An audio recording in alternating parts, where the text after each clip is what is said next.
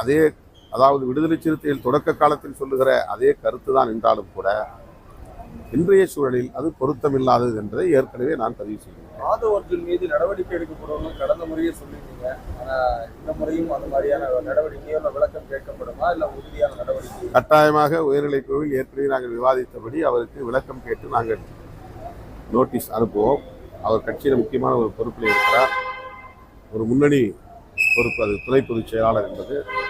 எடுத்தேன் கவித்தேன் என்று ஒரு நிலைப்பாட்டை நாம் இதுவரையில் யார் மீதும் எடுத்ததில்லை. ஆகவே கட்சியின் முன்னணி தோழர்களோடு கலந்து பேசி கட்சியின் கட்டுப்பாட்டை கேள்விக்குள்ளாக்கக்கூடிய வகையில் ஆதவ் அவர்கள் பேசி வருகிறார் என்கிற ஒரு நிலையில் உயர்நிலைக் குழுவிலே ஏற்கனவே நாங்கள் விவாதித்தபடி அறிக்கையை அனுப்புவோம்.